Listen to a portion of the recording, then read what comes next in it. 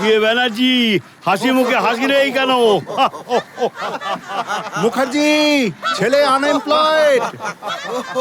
সে কি ইঞ্জিনিয়ারিং করে বেকার? চারিদিকে ইঞ্জিনিয়ার, কম্পিটিশন দেদার। ডিমান্ড কম, সাপ্লাই বেশি। তা তোমার ছেলের খবর কি ভাইয়া? জানে না কি সব করে, আলো ছায়া। এত হাসি কোথা থেকে আসে জানি না, একটা ফ্রেশ কনসেপ্ট নেই কারুর মাথায়। স্যার কিছু ডিজাইনের কাজ চলছে। আরে না না, শুধু ডিজাইন দিয়ে হবে না, একটা অ্যানিমেশন চাই, ভিএফএক্স এর ভেলকি চাই। স্যার বলছি, নতুন যে ছেলেটি ইন্টার্নশিপে এসছে, ওকে দিয়ে কি ট্রাই করবেন একবার? ছেলে ইঞ্জিনিয়ারিং পড়েও বেকার হয়ে ঘরে বসে থাকবে এটা ভাবিনি মুখার্জি। এই যে সেন রায়, ওদের ছেলেমেয়েরা তো বিবিএ বিসিএ কি সব করছে, কি জানি কি ভবিষ্যৎ। না, আমারও তখন ছেলেকে নিয়ে কম চিন্তা ছিল না, তবে এখনো কিন্তু চিন্তা কম নয়। তোমার আবার কিসের চিন্তা? তোমার ছেলে তো চাকরি পেয়ে গেছে। এই কি ভেলকি দেখালে বলো তো? আমি না, আসলে বড় ছেলে আমাকে অনেক কিছু বোঝালো জানো। ওর বেলায় আমি জোর করে চাপিয়ে দিয়ে আমি সিদ্ধান্তটা ভুল নিয়েছিলাম। যেমন?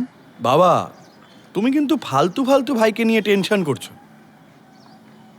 তার মানে চিন্তা করবো না? দেখ, আমাদের সময় ডাক্তারি বা ইঞ্জিনিয়ারিং, বিএ বিএসসি বিকম, আর এ তো কি সব ডিজাইন, অ্যানিমেশন, ভিএফএক্স, কেউ শুনেই নি চাকরি হবে করতে গিয়ে। বাবা, এই সাবজেক্টেও গ্র্যাজুয়েশন হয়, আর সাধারণ একটা সাবজেক্টে গ্র্যাজুয়েশন করার পরেও লোকেরা আবার পড়াশোনাতে ঢোকে ওই চাকরি পাওয়ার জন্য। এই ক্ষেত্রে তো গ্র্যাজুয়েশন করতে করতেই চাকরি কনফার্ম। পড়তে পড়তে চাকরি কনফার্ম? কি ম্যাজিক নাকি? অপূর্ব, দারুণ কাজ করো তো। কি নাম? স্যার অপূর্ব।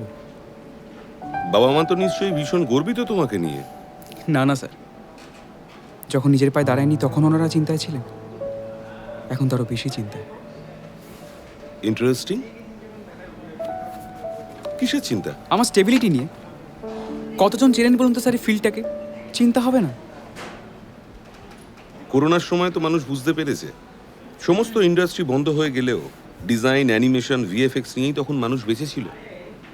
সিনেমা, সিরিয়াল, টিভি এসব ছাড়া আর কি ছিল তখন? কত কারখানা, কত মানুষ ছাঁটাই হলো। বাবার মুখে শুনেছি স্যার, বাবাদের সময় না খালি দূরদর্শন আর ডিডি মেট্রো, এই দুটো চ্যানেলই ছিল, আর আজকে প্রায় 1000টা চ্যানেল। কিন্তু বাবার মন তো স্যার, আমি যখন 4-এ তখনও চিন্তায়, আর 24 এখনও চিন্তায়। তা তোমার পরিবার থেকে ইঞ্জিনিয়ারিং, বিবিএ, বিসিএ এসব কখনো করতে বলেনি? না মানে কিভাবে এলে এই ফিল্ডে? আসলে মধ্যবিত্ত ফ্যামিলি তো স্যার, না সামনের বেঞ্চ না পিছনের বেঞ্চ, একদম মাঝামাঝি। তারপর যা হয়, পরিবার বলে সামনের বেঞ্চের দিকে এগোতে, আর মেধানী যায় সেই পেছনের দিকে। কেন? তুমি তো দারুণ মেধাবী। না না স্যার, দাঁড়িপাল্লাটা একটু ভুল হয়ে গেল। আজকাল আমরা মেধাবী মানে বুঝি অনেক ভালো স্টুডেন্ট। আমি একদম এরকম ছিলাম না। মানে আমার কাছে না 7টা সাবজেক্ট 7টা সমুদ্রের মতো। আমিও ডুবে গেলাম। অঙ্কের ভাষার থেকেও ছবির ভাষা ছিল খুব পরিষ্কার, মানে পুরোটাই একটা ডিজাইন। আবার সেই ডিজাইন যদি কথা বলতে পারে, চলতে পারে, নড়াচড়া করতে পারে, তাহলেই অ্যানিমেশন। আর ম্যাজিক দেখাতে পারলেই ভিএফএক্স। এদিকে এসবের ম্যাজিক, আর আমার বাড়িতে পুরোটাই গ্রামাফোন কোম্পানি। মানে? বাড়ি ঢুকলেই স্যার রোজ সা রে গা মা পা। ওই বাড়ি ছেলে সমীর ইঞ্জিনিয়ার হবে, আর তুই ফেল সব কিছুতে। তুই ভিখারি হবি, তোর দরজায় দরজায় পা। তারপর কি করে বোঝালে বাবা মাকে? না বোঝাতে পেরেছি বাবাকে, না বোঝাতে পেরেছি মাকে। আমি বাবাকে না বোঝালাম জানেন তো স্যার, যে তুমি যে এত মন দিয়ে বই পড়ো, খবরের কাগজ পড়ো, এগুলো তো একটা একটা ডিজাইন। আর তুমি যে বাজারে গিয়ে তেল কেনো, মশলা কেনো, শ্যাম্পু কেনো, সাবান কেনো, এগুলোতে প্রত্যেকটাই ডিজাইন করে প্যাকেজিং করা। ইভেন আমি মাকেও বললাম জানেন তো স্যার, যে তুমি যে সিনেমা সিরিয়াল দেখার জন্য নিজের নিজের শিডিউলটাকে ব্রেক করে দিচ্ছ, এগুলো তো এই ইন্ডাস্ট্রি। তারপর দেখলাম জানেন তো স্যার, আমার বাড়ির আদিম সভ্যতার মধ্যে না আমার দাদা কিছুটা হলো না আধুনিক। মানে আমি ওকে গিয়ে বললাম, তুই যে এই যে স্মার্টফোনটা ইউজ করিস তোর কেমন লাগে? আচ্ছা ভেবে দেখতো, যারা এগুলো তৈরি করে এত অ্যাপ্লিকেশন, এত সিনেমা, এত ডিজাইন, ওদের ভ্যালুটা কত? কি বললো তোমার দাদা? ম্যাজিক নয় বাবা, ইনফরমেশন বলছে। এই বিবিএ বিসিএ এইসব নিয়েও একটা গ্র্যাজুয়েশন করা যায়, কিন্তু সেখানেও কিন্তু চাকরির সমস্যা আছে। না না, বলছি এখানেও যে চাকরির সমস্যা নেই সেটাকে বললো। ওটাই তো, এখানে ডিমান্ড বেশি, সাপ্লাই কম।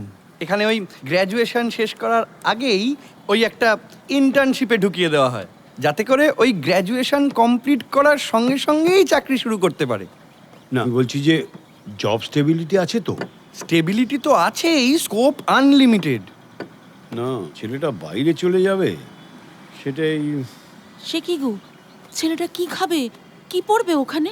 থাকার, খাবার বা পড়ার অভাব হবে না যদি কাজটায় টিকে থাকতে পারো, কারণ এটা তো সরকারি চাকরি নয়। অবশ্য আজকালকার দিনে সরকারি চাকরি পাওয়া আর ভগবানের দর্শন পাওয়া এক। একদম স্যার, আপনি দেখবেন আমার কনসেপ্ট কথা বলবো, আর আমি না এই নিউ জেনারেশনকে বোঝাতে চাই যে ইঞ্জিনিয়ারিং, এমবিএ এই সমস্ত করে চাকরি নাও থাকলে ভিএফএক্স অ্যানিমেশন করে আজ পর্যন্ত কেউ বেকার বসেনি। তা কোথায় শিখলে এই কাজ? মুপল institute of animation and design, ওদেরই প্রোডাকশন হাউস হাইটেক অ্যানিমেশন। প্রায় 1500টা লোক একই ছাদের তলায় একসাথে কাজ করে। হ্যাঁ রে, এই যে এবিপি আনন্দতে আমরা যে হীরক রাজার দরবারে দেখি, এটাও কি ওদেরই বানানো? হ্যাঁ, ওটা ওদেরই। আর সঙ্গে মুপল টিভি ইউটিউব চ্যানেল।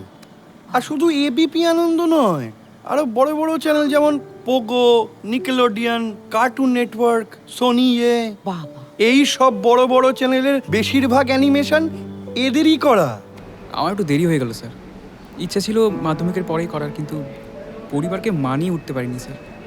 উচ্চ মাধ্যমিকের পরে এটাই আমার ডিগ্রি। তা কি বুঝলে এই ডিজাইন, অ্যানিমেশন, ভিএফএক্স শিখে? প্যাশন আর পেশা যদি এক হয়ে যায় না, তাহলে কি আমার মতন ওই পেনশনের অপেক্ষায় থাকতে হবে না, বুঝলি?